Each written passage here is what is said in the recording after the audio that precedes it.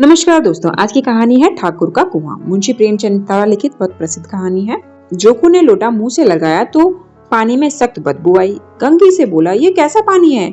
मारे बास के पिया नहीं जाता, गला सूखा जा रहा है और तू सड़ा पानी पिला देती है। गंगी प्रतिदिन शाम पानी भरकर लिया करती थी। कुआं दूर था, बार बार जाना मुश्किल था। कल वह पानी लाई तो उसमें बदबू बिल्कुल ना थी। आज पानी में बदबू कैसी? लोटा नाक से लगाया तो सचमुच बदबू थी। जरूर कोई जानवर कुएं में गिरकर मर गया होगा, मगर दूसरा पानी आवे कहां से? ठाकुर के कुएं पर कौन चढ़ने देगा? दूर से लोग डांट बताएंगे। साहू का कुआं गांव के उस सिरे पर है, परंतु वहां भी कौन पानी भरने देगा? कोई तीसरा कुआं गांव में है नहीं। जोकू कई दिन से बीमार है। कुछ देर तक तो प्यास रोके चुप पड़ा रहा, फिर बोला, अब तो प्यास के मारे रहा नहीं जाता, ला थोड़ा पानी नाक बंद करके पी लूं। गंगी ने पानी न दिया। खराब पानी से बीमारी बढ़ जाएगी, इतना जानती थी, परंतु यह न जानती थी कि पानी का उबाल देने से उसकी खराबी जाती रहती है। बोली, यह पानी कैसे पियोगे? न जाने कौन सा जानवर मरा है, कुएं से मैं दूसरा पानी लाए देती हूँ। जोकू ने आश्चर्य से उसकी ओर देखा। पानी कहाँ से लाएगी? ठाकुर और साहू के दो कुएं तो हैं, क्या एक लोटा पानी न भरने देंगे? हाथ पांव तुड़वा आएगी और कुछ न होगा। बैठ चुपके से, ब्रह्म देवता आशीर्वाद देंगे, ठाकुर लाठी मारेंगे, साहू जी एक के 5 लेंगे। गरीबों का दर्द कौन समझता है? हम तो मर भी जाते हैं तो कोई द्वार पर झांकने नहीं आता, कंधा देने की तो बड़ी बात है। ऐसे लोग कुएं से पानी भरने देंगे? इन शब्दों में कड़वा सत्य था। गंगी क्या जवाब देती, किंतु उसने एक बदबूदार पानी पीने को न दिया।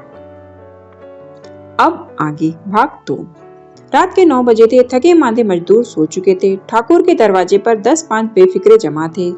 मैदानी बहादुरी का तो अब न जमाना रहा है न मौका। कानूनी बहादुरी की बातें हो रही थी। कितनी होशियारी से ठाकुर ने थानेदार को एक खास मुकदमे में रिश्वत दी और साफ निकल गए। कितनी अक्लमंदी से एक मार्के के मुकदमे की नकल ले आए। नाजिर और मुहतमिम सभी कहते थे नकल नहीं मिल सकती। कोई 50 मांगता, कोई 100। यहाँ बेपैसे कौड़ी नकल उड़ा दी। काम करने का ढंग चाहिए। इसी समय गंगी कुएं से पानी लेने पहुंची। कुप्पी की धुंधली रोशनी कुएं पर आ रही थी।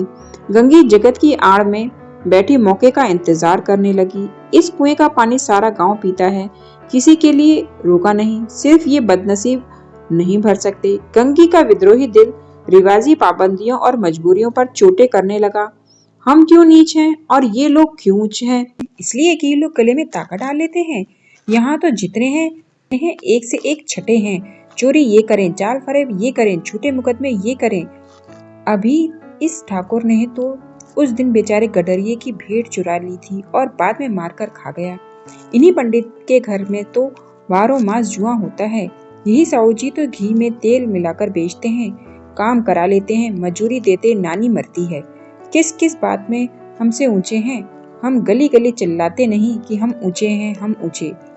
कभी गांव में आ जाती हूँ तो रस भरी आंखों से देखने लगते हैं, जैसे सबकी छाती पर सांप लूटने लगता है, परंतु घमंड यहाँ कि हम ऊंचे हैं।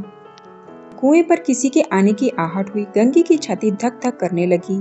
कहीं देख ले तो गजब हो जाए, एक लात भी तो नीचे न पड़े। उसने घड़ा और रस्सी उठा ली और झुककर चलती हुई एक वृक्ष के अंधेरे साए में जा खड़ी हुई। कब इन लोगों को दया आती है किसी पर? बेचारे महंगू को इतना मारा कि महीनों लहू थूकता रहा, लिए तो कि उसने बेकार न दी थी। इस पर ये लोग ऊंचे बनते हैं। कुएं पर स्त्रियां पानी भरने आई थी, इनमें बात हो रही थी।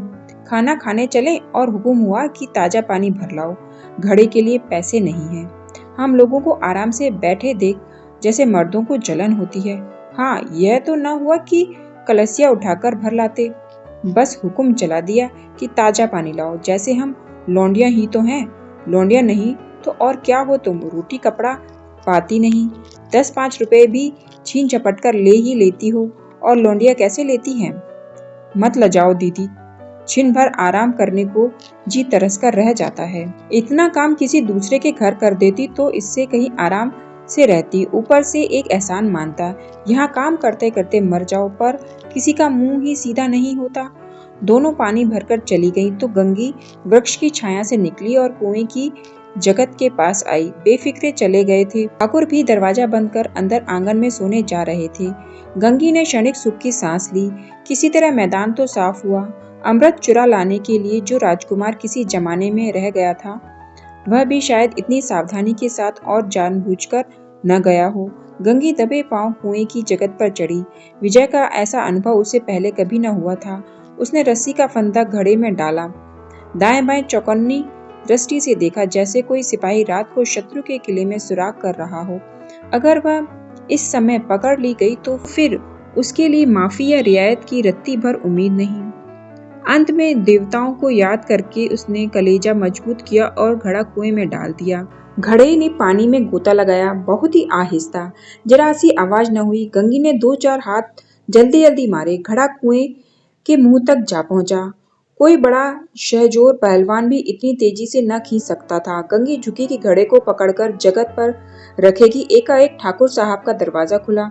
शेर का मुंह इससे अधिक भयानक न होगा। गंगी के हाथ से रस्सी छूट गई।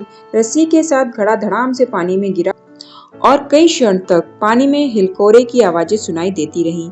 ठाकुर कौन है पुकारते हुए कुएं की तरफ आ रहे थे और गंगी जगत से कूदकर भागी जा रही थी। घर पहुंचकर देखा कि जोखू लोटा मुंह में लगाए वही गंदा मैला पानी पी रहा था। देखने के लिए धन्यवाद। Page like.